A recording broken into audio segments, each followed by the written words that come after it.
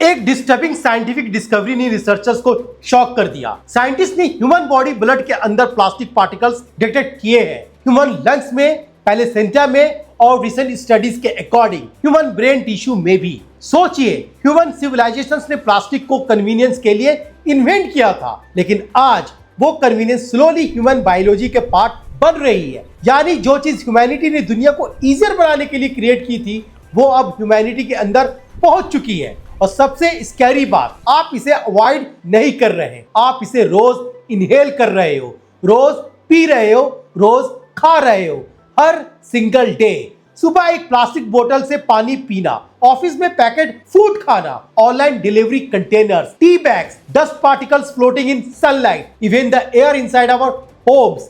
Human civilization शायद पहली बार अपने लिए बनाए मटेरियल को बॉडी के अंदर कैरी कर रही है। लेकिन सवाल ये है, ये इनविजिबल प्लास्टिक ह्यूमन बॉडी के तक पहुंचा कैसे? Well, from the synthetic fibers in our clothes to the plates, cups, and utensils many of us frequently use, items made from plastic can shed tiny particles. Plastic कभी completely disappear नहीं होता, ये सिर्फ smaller और smaller pieces में break होता चला जाता है। Sunlight, heat, friction, industrial waste, ये सब प्लास्टिक को माइक्रोस्कोपिक पार्टिकल्स में कन्वर्ट कर देते हैं। साइंटिस्ट इन्हें कहते हैं माइक्रोप्लास्टिक्स। 5 मिलीमीटर से भी छोटे प्लास्टिक पार्टिकल्स, और जब ये ज्यादा टाइनी हो जाते हैं तो उन्हें नैनो प्लास्टिक्स कहा जाता है। जब टायर्स रोड पर घिसते हैं, माइक्रोप्लास्टिक डस्ट रिलीज होती है। जब सिंथेटिक कपड़े वॉश होते हैं, tiny particles fibres water systems में चले जाते हैं। जब प्लास्टिक बोतल्स हीट और सनलाइट में रहती है तो माइक्रोस्कोपिक पार्टिकल्स रिलीज हो सकते हैं। फिर ये पार्टिकल्स रिवर्स में इंटर करते हैं, रिवर से ओशंस में मैरीन एनिमल्स उन्हें कंज्यूम करते हैं और इवेंचुअली ह्यूमन फूड चेन के थ्रू उन्हें कंज्यूम करता है। यानी plastic waste slowly human body तक पहुंच रहा है। लेकिन स्टोरी यही खत्म नहीं होती, बिकॉज साइंटिस्ट ने कुछ और भी डिस्टर्बिंग डिस्कवर किया। माइक्रोप्लास्टिक सिर्फ एनवायरनमेंट को पोल्यूट नहीं कर रहे, ये ह्यूमन ऑर्गन्स के अंदर इंटर कर रहे हैं। 2022 में रिसर्चर्स ने पहली बार ह्यूमन ब्लड सैंपल्स में माइक्रोप्लास्टिक्स डिटेक्ट किए और 2024 के नेचर मेडिसिन रिसर्च में साइंटिस्ट ने ह्यूमन ब्रेन सैंपल्स में significantly higher plastic concentration observe किया। ह्यूमन ब्रेन जो बॉडी का सबसे प्रोटेक्टेड ऑर्गन माना जाता है, वो भी कंप्लीटली सेफ नहीं रहा। वर्ल्ड हेल्थ ऑर्गेनाइजेशन ने भी एक्नॉलेज किया है कि humans continuously microplastic exposure face कर रहे हैं थ्रू फूड, वाटर और air. United Nations environmental program के अकॉर्डिंग प्लास्टिक पोल्यूशन अब एक मेजर प्लैनेटरी क्राइसिस बन चुका है। यानी ये प्रॉब्लम सिर्फ ओशंस की नहीं रही, ये ह्यूमैनिटी की प्रॉब्लम बन रही है। इमेजिन कीजिए, एक नॉर्मल फैमिली सुबह प्लास्टिक बोतल का पानी, lunch packaged food, online delivery container, synthetic clothes, polluted urban air, daily life का ऑलमोस्ट हर पार्ट प्लास्टिक एक्सपोजर से कनेक्टेड हो सकता है। एक माँ जो अपने बच्चे को सेफेस्ट फ्यूचर देना चाहती है, शायद वो भी अननोइंगली प्लास्टिक एक्सपोजर को कंप्लीटली स्टॉप नहीं कर पा रही।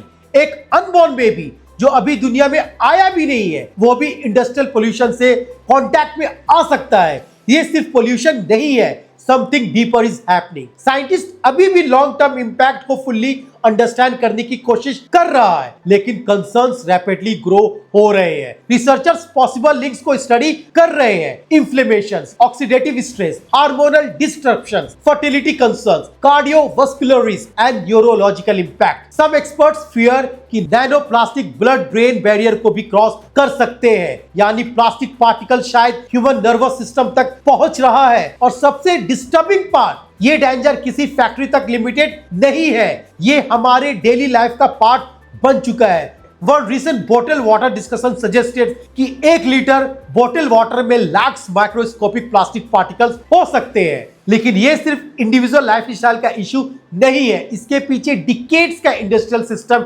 एग्जिस्ट करता है। Single use plastic globally dominate इसलिए बना because it was cheap, convenient and extremely profitable. Companies ने कन्वीनियंस को सेल किया और कंज्यूमर्स ने कन्वीनियंस को अडॉप्ट किया। गवर्नमेंट रेगुलेशन में स्लो रही और रिजल्ट, आज ह्यूमैनिटी हर साल 100 of millions of tons of plastic produce करती है और इसका सिग्निफिकेंट अमाउंट एनवायरनमेंट तक लीक होता है। अब सवाल ये उठता है, गवर्नमेंट्स और ग्लोबल इंस्टीट्यूशन इस प्रॉब्लम को लेकर क्या कर रहे हैं? पिछले कुछ सालों में मल्टीपल कंट्रीज ने सिंगल यूज प्लास्टिक पर रिस्ट्रिक्शंस और बैन्स इंट्रोड्यूस किए हैं। इंडिया ने भी 2022 में several single use plastic items में बैन करने की कोशिश की, जिसमें प्लास्टिक कटलरी, स्ट्रॉज और डिस्पोजेबल आइटम्स इंक्लूड थे। प्लास्टिक वेस्ट मैनेजमेंट रूल्स को स्ट्रेंथन करने की भी कोशिश हुई, अवेयरनेस कैंपेन्स भी चलाए गए, लेकिन एक्सपर्ट्स के अकॉर्डिंग प्रॉब्लम का स्केल इतना बड़ा है कि करंट मेजर्स अभी भी इनफ नहीं माने जा रहे, बिकॉज प्लास्टिक प्रोडक्शन ग्लोबली अब भी कंटिन्यूसली इंक्रीज हो रहा है। रिसाइकलिंग सिस्टम मल्टीपल कंट्रीज में इनएडिक्वेट है और माइक्रो प्लास्टिक स्पेसिफिकली अभी भी पॉलिसी लेवल पर रिलेटिवली अंडर रेगुलेटेड एरिया में माना जाता है। यानी ह्यूमैनिटी एक ऐसे पोल्यूशन क्राइसिस का सामना कर रही है जिसका फुल इंपैक्ट साइंस अभी भी अंडरस्टैंड करने की कोशिश कर रहा है। डिकेड्स पहले प्लास्टिक्स को मिरेकल इन्वेंशन माना गया था। Cheap, flexible, disposable industries transform हो गई, सिटीज मॉडर्न बन गए और कंज्यूमर्स लाइफस्टाइल एक्सप्लोड कर गया। लेकिन ह्यूमैनिटी एक सवाल पूछना भूल गई, क्या होगा अगर ये डिस्पोजेबल प्लास्टिक ह्यूमन बॉडी के अंदर नॉन डिस्पोजेबल बन के चला जाए? ह्यूमन हिस्ट्रीज में पहली बार इंडस्ट्रियल वेस्ट ह्यूमन बायोलॉजिकल के अंदर सर्कुलेट कर रहा हो सकता है। और सबसे डेंजरस बात, हमें अभी भी इसका फुल लॉन्ग टर्म इंपैक्ट नहीं पता। इमेजिन कीजिए, अगर फ्यूचर जनरेशंस बर्थ से पहले ही प्लास्टिक एक्सपोजर कैरी करे, अगर human organ slowly synthetic contamination accumulates करे, अगर कन्वीनियंस की प्राइस ह्यूमन हेल्थ बन जाए, तब ह्यूमैनिटी किस डायरेक्शन में जा रही होगी? तो क्या ह्यूमैनिटी कंप्लीटली हेल्पलेस है यहाँ पर? Not completely.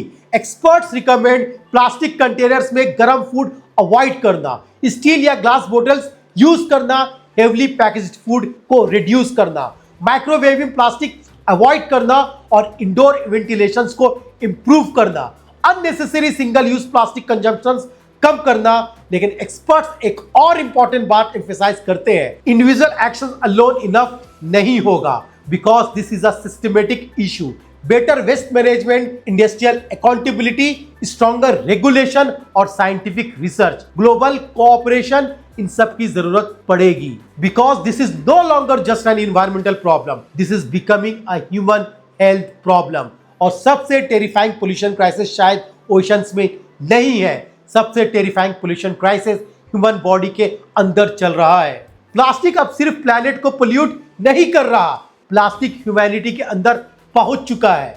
Perhaps the invisible poison was never outside us. This is now inside all of us.